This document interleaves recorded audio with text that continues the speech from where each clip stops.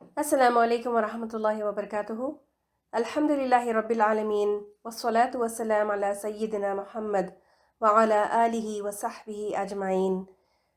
تمام تر تعریفیں اللہ ہی کے لیے لائق اور زیبا ہیں جو سارے جہانوں کا بنانے والا اور پالنے والا ہے، اور درود و سلام ہو نبی کریم محمد صلی اللہ علیہ وسلم پر اور آپ کے آل پر اور آپ کے تمام صحابہ پر۔ اعوذ باللہ من الشیطان الرجیم، بسم اللہ الرحمن الرحیم۔ رب اشرح لی صدری ویسر لی امری واحلل عقدۃ من لسانی یفقہوا قولی۔ اے میرے رب، میرے لیے میرا سینہ کھول دے اور میرے کام کو میرے لیے آسان کر دے، اور میری زبان کی گرہ کھول دے تاکہ لوگ میری بات اچھی طرح سمجھ سکیں۔ وجعل لی وزیرا من اہلی، اور میرے لیے میرے اپنے کنبے سے، خاندان سے ایک وزیر مقرر کر دے۔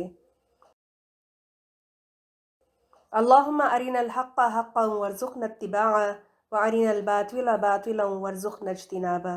اے اللہ، ہمیں حق کو حق دکھا اور اس پر چلنے کی توفیق عطا فرما، اور باطل کو باطل دکھا اور اس سے بچنے کی توفیق عطا فرما۔ اللہم آمین۔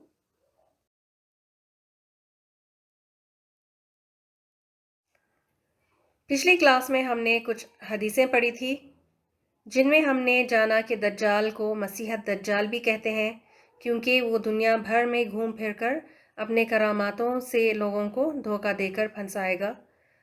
وہ خدا ہونے کا دعویٰ کرے گا اور لوگوں کو گمراہ کرے گا۔ دجال قیامت سے پہلے ایران کے شہر خراسان سے نکلے گا۔ دجال ابھی بھی موجود ہے، کسی نامعلوم جزیرے پر اللہ کے حکم سے زنجیروں میں جکڑا ہوا ہے۔ پھر ہم نے دیکھا کہ دجال جیتا جاگتا انسان ہے، کوئی ٹی وی یا انٹرنیٹ نہیں۔ اور آخر میں دجال کے حلیے کے بارے میں ہم نے پڑھا کہ اس کی ایک آنکھ کانی ہوگی، بال گھنگریالے ہوں گے، رنگ سرخ ہوگا اور وہ موٹا آدمی ہوگا، اور دجال کے دونوں آنکھوں کے بیچ اس کی پیشانی پر کافر کا لفظ لکھا ہوگا۔ چلیے ابھی آگے بڑھتے ہیں۔ پیج نمبر ہے 212۔ مین ٹاپک ہے فتنۃ الدجال، دجال کا فتنہ، اور مسئلہ نمبر ہے 153۔ دجال کے پاس جنت اور جہنم دونوں ہوں گی، جو حقیقت میں جہنم اور جنت ہوگی۔ یہ پچھلے لیسن میں اس کی وضاحت ہو چکی ہے کہ کس طرح سے لوگوں کو ٹیکنالوجی کے ذریعے ان پر کنٹرول کیا جائے گا، جیسے فوٹو شاپ ہے، virtual world, augmented technology, driverless گاڑیاں، اسمارٹ ہومز، اور اسی طرح کی ٹیکنالوجی کے ذریعے سے لوگوں کے دماغ پر قابو کر لیا جائے گا اور ان کو کنٹرول کیا جائے گا، ان کے ہر موو کو۔ تو اسی طرح سے اسی ٹیکنالوجی کے ذریعے لوگوں کو دنیا پرست بنا دیا جائے گا، اور لوگ پھر بھی دنیا کے ہو کے رہ جائیں گے، اور پھر ان کے ہر موو کو، ان کے ہر پرسنل چیز پہ بھی کنٹرول کر لیں گے۔ مسئلہ 154۔ دجال کے پاس پانی ہوگا جو در حقیقت آگ ہوگی، اور آگ ہوگی جو در حقیقت شیریں پانی ہوگا۔ حضرت حذیفہ رضی اللہ عنہ سے روایت ہے کہ رسول اللہ صلی اللہ علیہ وسلم نے فرمایا، دجال جب نکلے گا تو اس کے پاس پانی اور آگ ہوں گے، جسے لوگ پانی سمجھیں گے وہ در حقیقت جلانے والی آگ ہوگی، اور جسے لوگ آگ سمجھیں گے در حقیقت وہ ٹھنڈا شیریں پانی ہوگا۔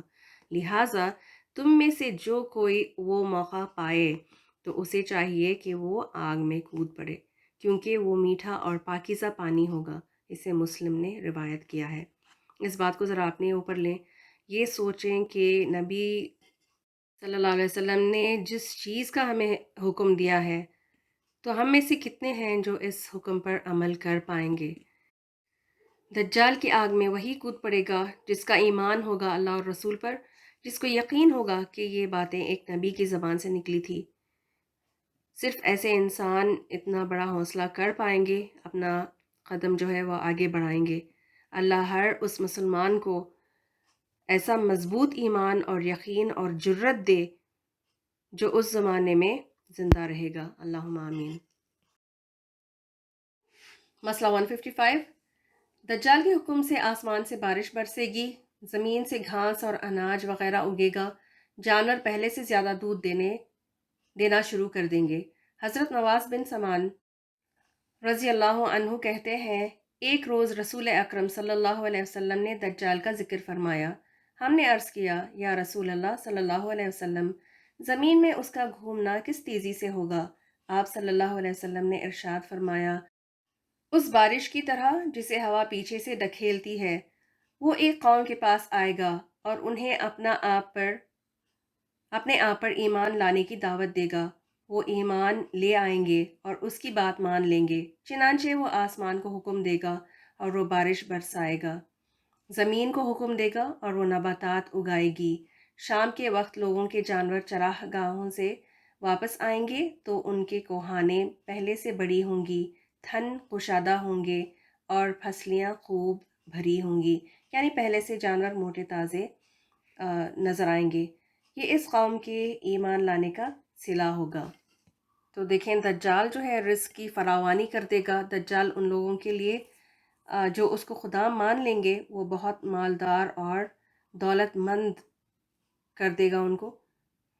تو آج کے دور میں بھی جو دولت کے پیچھے بھاگتے ہیں، مالدار ہونے کے خواب دیکھتے ہیں یا امپریس ہو جاتے ہیں مالدار لوگوں کی شان و شوکت سے، تو ایسے ہی لوگ دجال کے زمانے میں اس کا ساتھ دیں گے اور اس کو خدا مان لیں گے، رچز کی خاطر اللہ کو چھوڑ کر دجال کو الہ مان لیں گے اور شرک کریں گے۔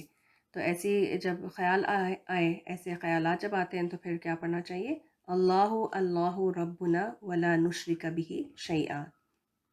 حدیث دیکھیں آگے، پھر وہ دوسری قوم کے پاس جائے گا اور انہیں اپنے آپ پر ایمان لانے کی دعوت دے گا، لیکن وہ اس کی دعوت کا انکار کر دیں گے، چنانچہ دجال وہاں سے چلا جائے گا اور ان پر قحط سالی مسلط ہو جائے گی، یعنی فیمن اور ڈراؤٹس وغیرہ، اور ان کے مالوں میں سے کچھ بھی ان کے پاس نہ رہے گا۔ دجال ویران جگہ کی طرف چلا جائے گا اور زمین کو حکم دے گا اپنے خزانے اگل دے، تو زمین اپنے خزانے اس طرح نکال کر جمع کر دے گی جس طرح شہد کی مکھیاں بڑی مکھیوں کی گرد ہجوم کرتی ہیں۔ زمین کے خزانے سے مراد کیا ہے؟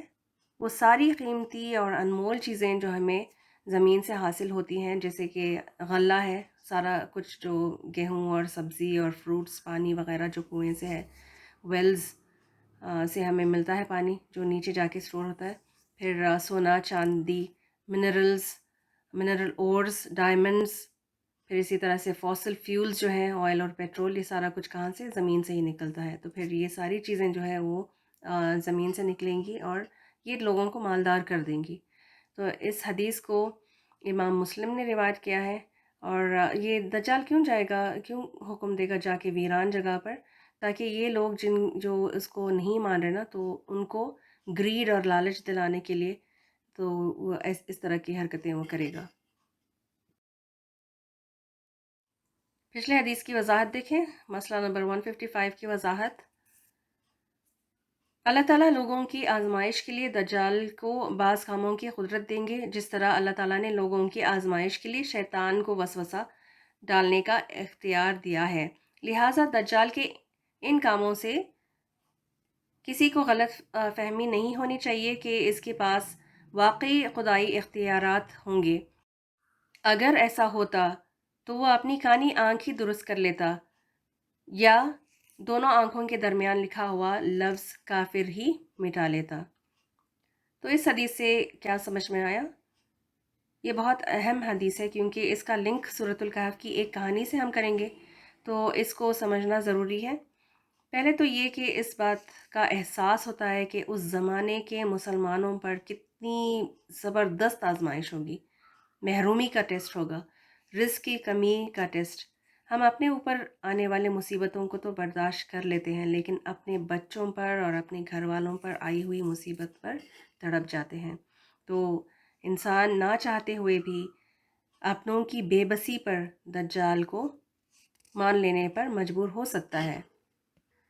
تو یہ ایسی آزمائش ہے دجال کی جس پر بہت ہی مضبوط ایمان والے ہی قائم رہیں گے، اور دجال کے پاس اتنی اتھارٹی ہوگی، وہ بھی اللہ کی طرف سے، یعنی اللہ کی دی ہوئی اتھارٹی ہوگی، جس سے وہ لوگوں کو مرعوب کرنے کی پوری کوشش کرے گا، اور کچھ لوگ مال کی چاہت میں دین پر کمپرومائز کر کے دجال کے ہو جائیں گے، اور کچھ لوگ نہ چاہتے ہوئے بھی اپنوں کی محبت میں، مجبوری میں اور جذبات میں آ کر دجال کے آگے جھکیں گے، کیونکہ انہی دو چیزوں سے انسان کو لگاؤ بھی ہوتا ہے، مال اور اولاد۔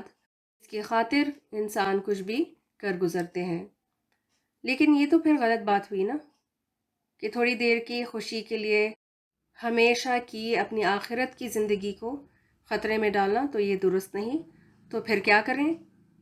ہماری خوشخبری یہ ہے کہ نبی صلی اللہ علیہ وسلم نے ہمیں ساری باتیں پہلے سے بتا چکے ہیں، اور اس کا توڑ بھی ہمیں بتا دیا تھا۔ تو سب سے پہلے اس علم کو عام کرنا ہوگا۔ جب لوگ جانیں گے کہ آنے والے کل میں کیا کیا مصیبتیں پیش آئیں گی تو اس کے لیے پریپیئرڈ رہیں گے، اپنا دفاع کریں گے۔ سیلف ڈیفنس کیسے کرنا ہے دجال جیسے دشمن سے؟ تو اس میں 2 پوائنٹس نوٹ کر لیجئے۔ پہلا تو یہ کہ سورۃ الکہف کی تلاوت کرنا ہر جمعہ کو، اور پہلی 10 آیت کا حفظ اگر کر لیں تو پھر یہ زیادہ بہتر ہوگا، کیونکہ یہ فتنہ دجال سے حفاظت کا ذریعہ ہے۔ اور دوسرا پوائنٹ، نبی صلی اللہ علیہ وسلم نے ایک دعا سکھائی ہے جو ہر نماز کی آخری میں ہم پڑھتے ہیں۔ کب پڑھتے ہیں اس کو؟ درود ابراہیم پڑھنے کے بعد اور سلام کو پھیرنے سے پہلے۔ یہ دعا آپ کو انشاءاللہ ہم اس ٹاپک کے اینڈ پر بتائیں گے، کیونکہ اس کو بھی یاد آپ نے کرنا ہے، اس کا حفظ بھی کرنا ہوگا، لیکن فی الحال آپ کو سورۃ الکہف کی 10 آیتوں پر فوکس رکھنا ہے۔ پھر آگے انشاءاللہ اس دعا کو بھی آپ یاد کر لیجئے گا۔ تو سورہ الکہف اور یہ دعا جو ہے دجال کے حملے سے، فتنوں سے ہمیں محفوظ رکھیں گی۔ اسی لیے ان کو سیکھنے سکھانے کی کوشش میں ہم نے یہ کورس ڈیزائن کیا ہوا ہے۔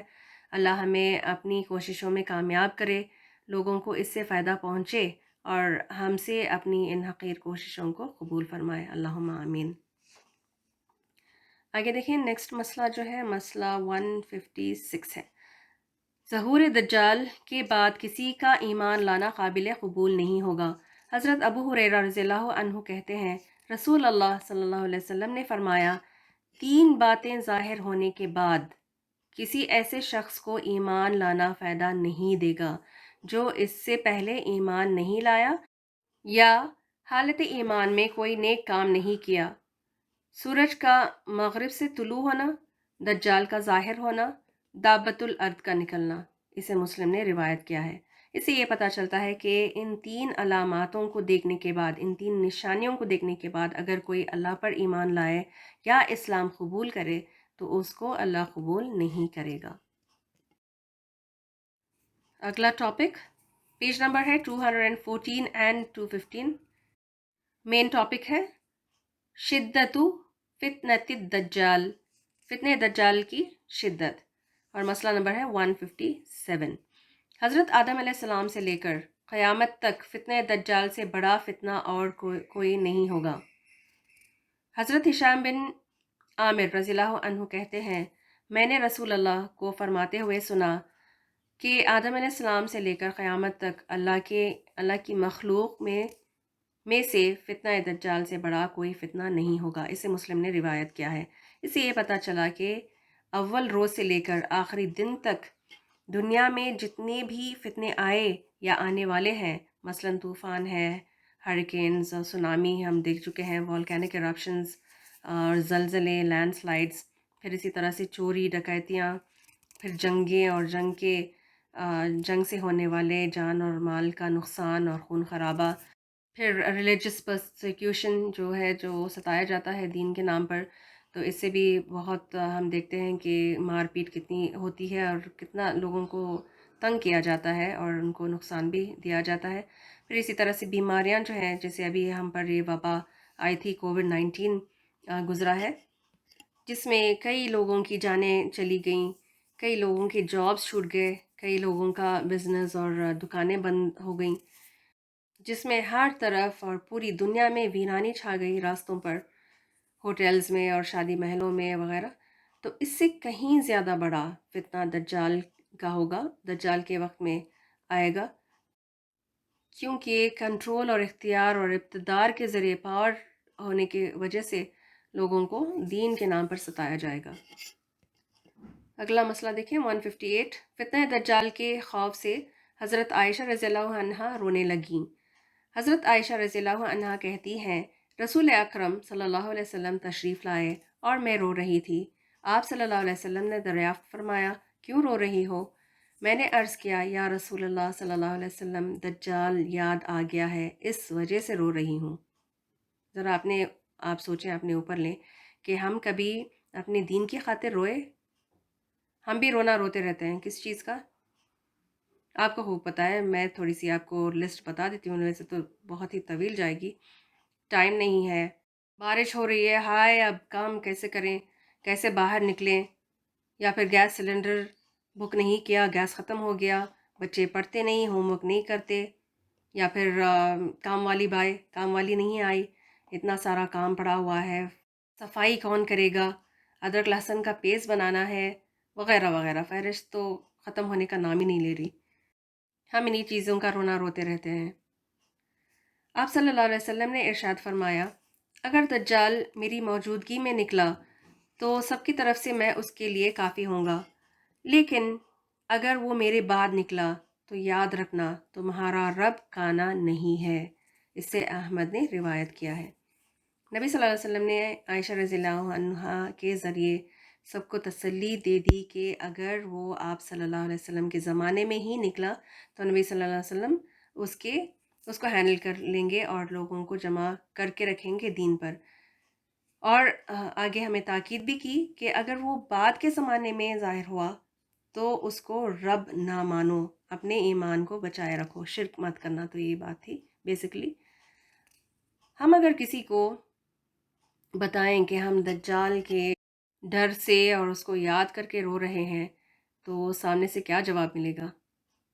نبی صلی اللہ علیہ وسلم نے دیکھے بہت زیادہ تسلی دی، لیکن اگر ہمارے اپنے کوئی فرینڈ سرکل میں اگر آپ بتائیں تو کیا کہیں گے؟ تو ایک دجال آتا کہتے اس کے واسطے رو لگ بیٹھ گئی، کوئی امپورٹنس ہی نہیں۔ یہی فرق ہے صحابہ اور صحابیات میں اور ہم میں۔ وہ جنت کی خوشبو محسوس کرتے تھے اور جہنم کی شدت کی، اس کی آگ کی شدت کو بھی بہت زیادہ محسوس کرتے تھے۔ ہم سے زیادہ خدا خوفی رکھنے والے تھے اور ہم سے کہیں زیادہ پرہیزگاری بھی کرتے تھے، کیونکہ ان کا ایمان زیادہ عزیز تھا، زیادہ محبوب تھا، اور آخرت کی زندگی پر ان کا فوکس تھا، ان کو دنیا سے کوئی زیادہ لگام نہیں تھا۔ مسئلہ 159 ہے، دجال کا زمانہ پانے والے لوگوں کو دجال کا آمنا سامنا کرنے سے گریز کرنے کا حکم ہے۔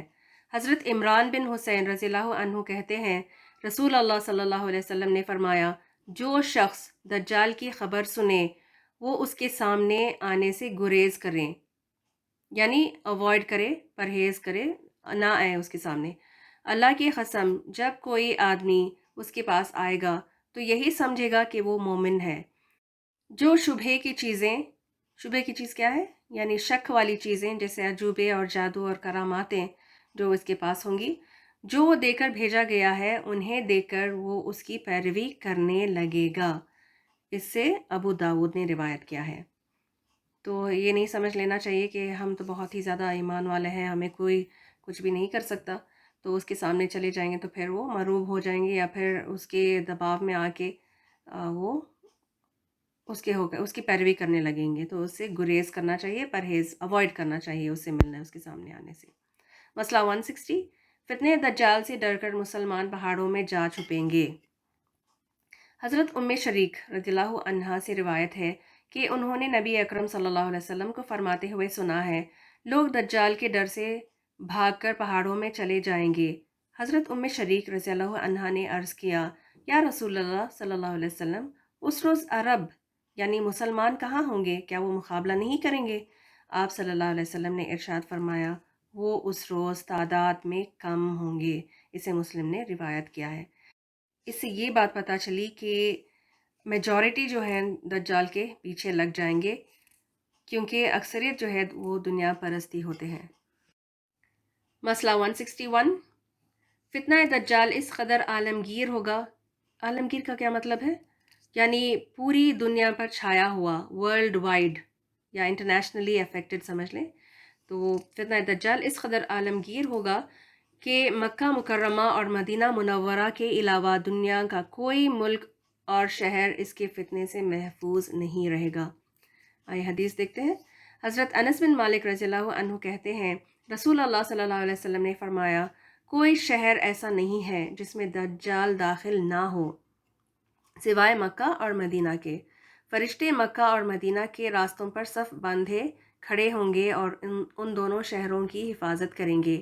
دجال مدینہ منورہ کی سنگلاخ زمین تک پہنچے گا تو 3 بار زلزلہ آئے گا اور مدینہ منورہ میں موجود تمام کافر اور منافق ڈر کر دجال کے پاس چلے جائیں گے۔ اسے مسلم نے روایت کیا ہے۔ کیا سمجھ میں آیا؟ ہر کسی کو پناہ نہیں ملے گی مکہ اور مدینہ میں بھی، وہاں کے رہنے والے بھی جو کمزور ایمان کے ہوں گے ان کو چھانٹ کر الگ کر دیا جائے گا۔ جب زلزلہ آئے گا تو پھر وہ سارے بھاگ جائیں گے وہاں سے، کون لوگ؟ کافر منافق جو ہوں گے وہ سارے نکل جائیں گے مدینہ سے بھی۔ تو اس طرح اللہ سبحانہ تعالیٰ دنیا میں بھی ان کو الگ کر دیں گے، کافر منافق اور مشرک سے ان سب کو الگ کر دیا جائے گا۔ چلیے یہاں تک رکھتے ہیں آج کا ٹاپک، اگلا ٹاپک انشاءاللہ نیکسٹ کلاس میں کنٹینیو کریں گے۔ آج کا سیشن یہاں ختم کر دیتے ہیں۔